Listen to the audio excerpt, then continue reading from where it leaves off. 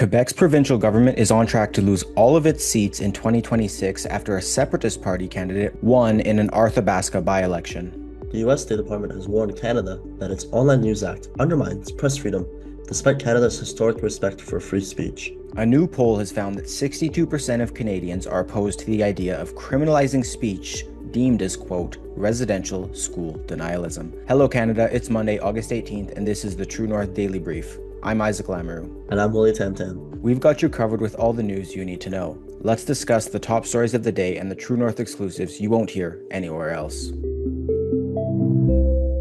A new 338 Canada projection shows the governing Coalition Avenir Québec would be wiped out in the October 2026 provincial election, losing all 86 seats it currently holds in the National Assembly. The seat forecast, released Wednesday, comes just 2 days after the CAQ suffered another stinging defeat, this time in the Arthabaska by-election, where the separatist Parti Québécois took the riding with 46% of the vote. PQ candidate Alex Boissonnault held a steady lead throughout Monday's count, besting Conservative Party of Quebec leader Éric Duhaime, who finished with about 35% of the vote. CAQ candidate Kevin Brasseur, who ran in a riding the party captured with 51% of the vote in 2022, placed fourth with roughly 7% of the vote. The loss marked the third consecutive by-election in which the PQ wrested a seat from the CAQ. The Sovereigntist Party also captured Jean Talon in October 2023 and Terrebonne in March 2024. Premier François Legault, whose party won 90 seats in the 2022 election but now holds 86, admitted Quebecers are, quote, disappointed with his government and said, this week it is, quote, time for me to show humility and to listen to citizens. So, Walid, if these projections are true and they do lose all their seats, what could this mean for the province? Well, there's a few things at play here. First of all, the governing party has lost significant support. This would be the first time in history that a governing party would go down to 0 seats in a consecutive election. I mean, that is insane by all historical measures. But beyond that, who takes power? Well, we know about the Parti Québécois and how that they're popular in the polls and how they're leading the way to form the next government in 2026. This is a party which supports a referendum process to create a situation for independence in Quebec. While, of course, we see in Alberta the Prosperity Project taking the public forum with a similar agenda of separatism or, at the very least, independence from Ottawa. So it's significant because of the opposition. It's also significant to note that Quebec's political dynamic is changing. Across country, but especially in Quebec, we've seen a growth, unlike any time before, of a provincial party that has not had a strong root in history in Quebec. I'm referring, of course, to the Conservative Party of Quebec, which would have a chance to have their first ever seats ever. They have had seats in the Legislative Assembly before in Quebec, or the National Assembly as they call it.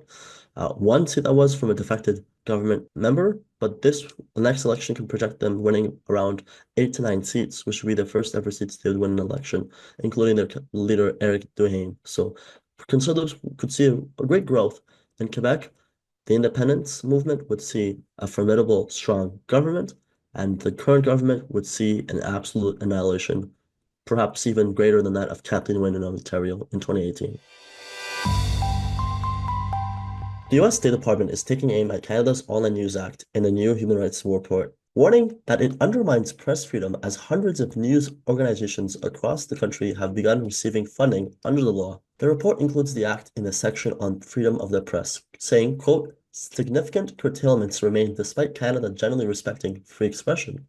It flagged concerns with the act, as well as journalism, tax credits, and federal media programs, including a diversity hiring stream it claimed discriminates, quote, against journalists who fell outside of these favored categories. Under the Online News Act, tech platforms are required to compensate Canadian news outlets for their content. Platforms like Meta, which did not comply with the mechanism, were barred from posting news articles on their platforms, effectively censoring news outlets and their accounts on Facebook and Instagram in Canada. Question for you, Isaac. So now that the US government has its sights on the Online News Act, what are some of the criticisms that freedom advocates in Canada raised with the act initially? Yeah, Walid, so it's quite a long list. Freedom advocates in Canada have been raising red flags about the Online News Act for long before the US State Department weighed in, and their concerns have largely centered on how the law distorted the media landscape, undermined free expression, and entrenched government influence over journalism. One of the biggest criticisms was that the law created a two-tiered system in Canadian media. Of course, outlets recognized as qualified by Ottawa, which is typically large, legacy, and almost exclusively left-leaning newsrooms, gained access to Google's $100 million annual fund and other subsidies, while smaller independent or conservative outlets were largely excluded. Reports have showed that organizations like the CBC, Bell Media, Post Media, and Rogers received millions, while only a single center-right newsroom got funding from the first Google payout. Critics have argued that this amounted to the government picking winners and losers in the media space.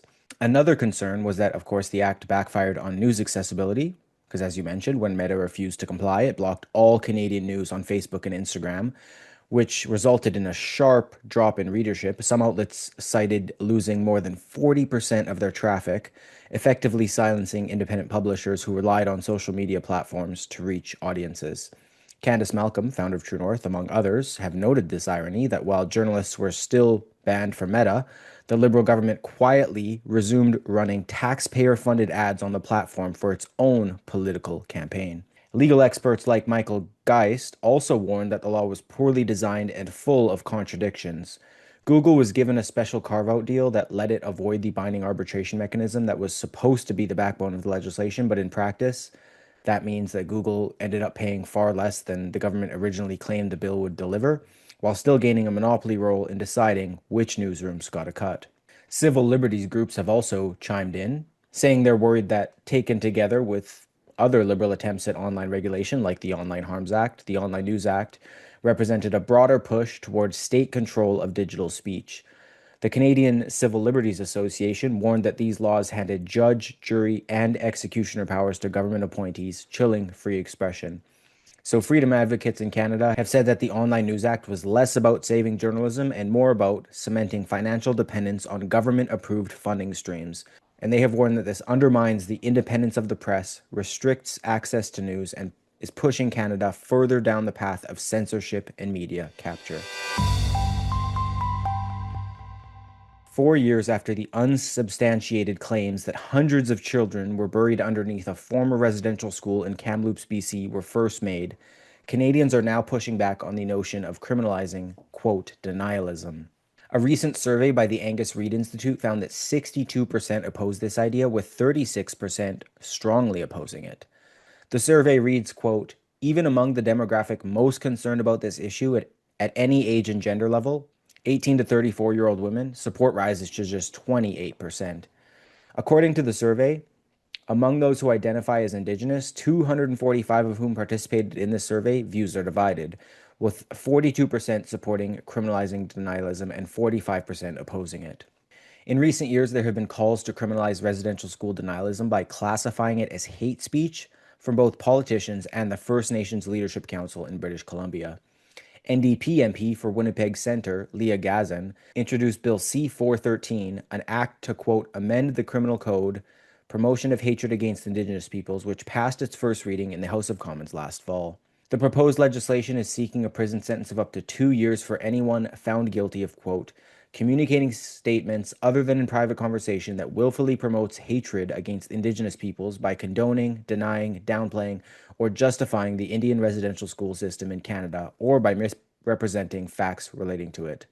And just to finish with a fact here, Walid, remember, 0 graves have been found. Survivors and their families deserve to heal from this intergenerational tragedy and be free from violent hate, and we cannot allow their safety and well-being to be put further at risk.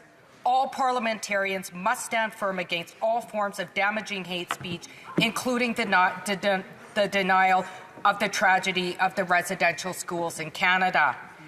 So, Walid, what were the main issues advocates have raised with the proposed ban on, quote, residential school denialism?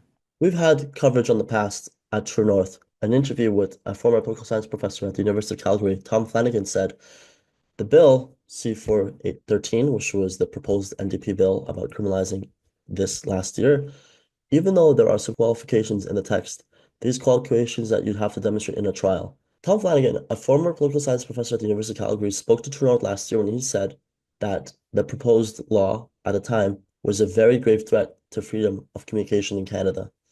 Even though there are some qualifications in the text, these are qualifications that you have to demonstrate in a trial. He continued on and saying, if nobody ever went to jail because of it, and has an enormous tendency to harass writers and historians. Most researchers don't have the funds to do that. The very existence of the legislation is a dark cloud hanging over free historical inquiry in Canada. And as you said, Isaac, towards the end of your commentary, there has not been proof of these mass graves after these 4 years. So going after an unproven crime with such penalties involving up to 2 years of jail time would have a chilling effect on free speech, as Mr. Flanagan and others have said in the past. That's it for today, folks. Thanks for tuning in. You can stay on top of new episodes every weekday by subscribing to the Daily Brief on iTunes and Spotify. Also, while you're at it, make sure to hit us with a 5-star rating and please leave a review.